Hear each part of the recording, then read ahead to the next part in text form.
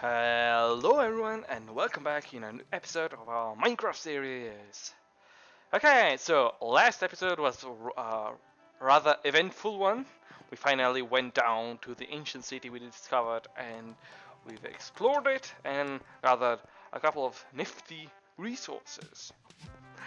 In today's episode instead, we shall go on. I want to build the central railway station. I am planning on building it somewhere down below, simply because I don't want it to be up here, because that would mean I would have to basically build each and every railway up to here, which would be quite inconvenient. Instead, by keeping it a little bit lower down underneath, maybe where the villagers are, that level there, underground, it's way easier for me to connect it to wherever I would like it to be. And after that, we can also complete the mix by, fixing definitively the railway over to the logging camp and or barn. So that way it would be much more connected, better connected with our main base, and also we will be able to just travel much quicker. So I'll go ahead, dig out the space, and get the resources necessary. It's been a while since we have last had a building episode. Okay, so I've started working on our central railway station, at least on the functionalities, not on the decoration yet. So here you can see, well, I've brought down a couple of elevators, although I still have to finish the updraft. We can see that it takes us basically here where we have the storage. This way we can get rid of this one and instead redirect it down here. Here we're going to have our minecart loading and unloading station. Basically here we will have some rails, some powered rails namely, that will turn off when we press this button rather than turning on. So we won't have this button over here. Instead we will have it turn off a torch and deactivate basically the rail while dispensing the minecart, so we can jump in and be sent off automatically without having us to worry about the actual basically placing the minecart. Instead, here we will have, well, the receiving end. You have to think the structure being like that. So basically you arrive here, get pushed here. Here is going to be a cacti, much like we have over here in the zombification chamber, set up like that. And basically it will break the minecart, pick it up, and put it into the dispenser for it to be dispensed next time we have to travel. And here you can see these 5 torches are for the, well, my originally planned routes, or at least route slots. So basically here we will have different railways, or at least we have the space for different paths to, for example, if we were to choose path 1, we would go over to the logging camp, path 2 would take us wherever, and so on and so forth. And for choosing which path, I was thinking of using a lectern, as we have seen in the Wrestle Laboratory of the Ancient City. So basically here we have a written book. You can see it has 4 pages, page 1. For example, if we have path 1, or maybe if we had a logging camp on this page here, and we were to choose, so we have an output of 1, meaning that it would activate the first path. Instead, if we were to turn the page, you can see now the power is much higher. Now it's 4, and so it would mean we would go on path 2, okay, and so on and so forth. You can see the logic behind this is this one. So we would have a chance to actually select which path we want to take. And it is a nice usage of this new redstone mechanic. So I'll get my engineering skills up working, and I should work on this implementations, this intelligent system. Okay, here we are. I've turned off the friendly creatures because the villager are starting to die from entity cramming, so there's always too much noise. In this way, instead, we have a little bit of silence and peace. Okay, so aside from that, we now have a working lectern. You can see here on the side we have all these switches, and by turning the pages, we can now choose which path we are going to take, because if we have a minecart over here, I can show you. The first path here is already bound. We have already the path toward the logging camp and the sheep barn working.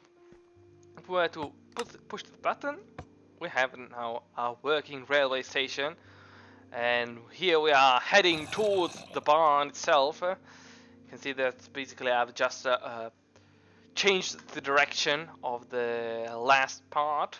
Instead of going up to the storage room, we now go straight back to the railway station rather than going upwards. We have this you can see here there the old path. We go underneath our villager area.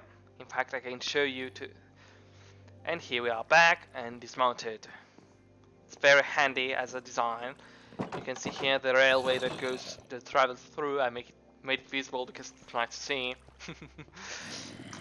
Okay, welcome back. I finished decorating a little bit our central station. For the time being, it's more than enough since it is still quite little. It's not too complicated, not too well. There are not too many routes, and therefore I thought it doesn't need to be that fancy. But I wanted to make it at least a little bit well, good looking, so I went for this design. You may notice a couple of changes I had to implement. So basically, I figured out that when choosing a path that is not the first one, so basically because the first one we start from here. Well, I had to switch the outgoing and incoming catchment areas. So basically now, if we press the button, our minecart spawns here, and we go off to our road. The issue here is that when we are on a path that is different from this one, so basically, let's say for example we go to path 2, when we are coming back from path 2, we don't exit here and go towards the cactus. Instead we are routed, obviously, into the path number 1, because we left it like this. And so instead of having to implement a very complicated and cumbersome system for inverting the switches, which are basically which are before the one we are coming from, I opted for a much more cleaner solution, at least.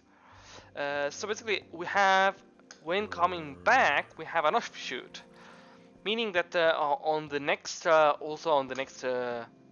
exits, we will have a branching path when coming back that will just need to lead back onto this rail, and that's it, because this rail goes to the cactus.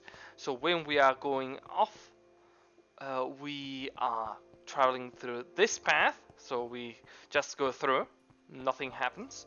When we are going back, instead of going back through this place here, we are diverted on this one, which leads to the catchment area. This way we have avoided a lot of redstone thinking and down here, and making everything a little bit, well, leaving everything a little bit cleaner instead.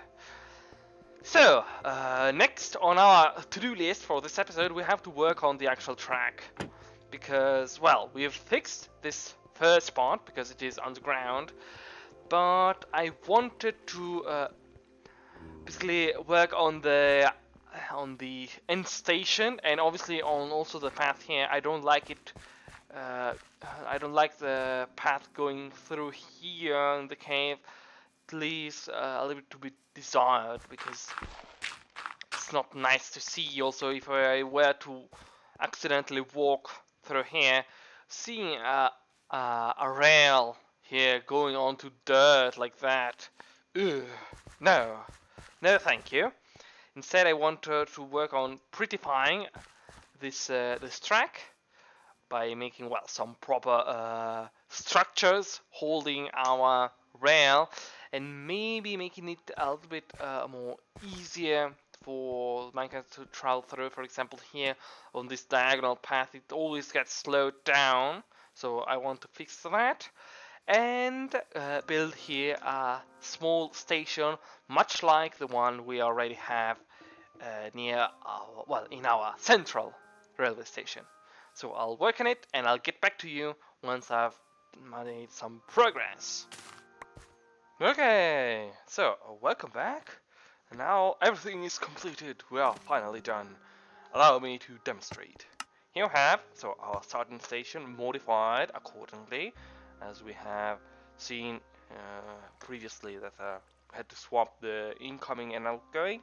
And here you can see already the changes we've made. I've diverted the rail onto this piece of mine, and here we have the incoming area, and with the receiving station all built. You can see here it's very rustic, so it keeps the theme of the barn, so nothing too elaborate or too fancy. But it still has, well, this nice incoming area, and this wall is just decorative. Nothing. It's not well, it prevents from creatures to jumping up onto the, well, sort of onto the rail line, and I chose to put it in particularly just because if in the future we are, as I said in the last episode, we're going to have villagers roaming around freely around here, well, then we have to take that into account, so that they don't accidentally well, get onto the railway and get back home, basically. Yes, so that's it. Now we have achieved what we had planned for this episode. Let's meet back up to the signboard for concluding. Okay, so let's see. In this episode, we are quite proactive. We have now the central railway station, and we also have the, well, we don't need to add in the polish the railway because we already did it. Good, good. I'm very happy. So, what about next episode? In the next episode, I was planning on finally working on our honey and beeswax farm. That way we can cover our entire domain into candles, and that way we also will be able to finally finish our bedroom, since the last detail, well, the last important detail missing is the candles onto the chandelier. Okay, so thank you for following me until this moment, and as always, I will wait for you in the next episode. Bye bye!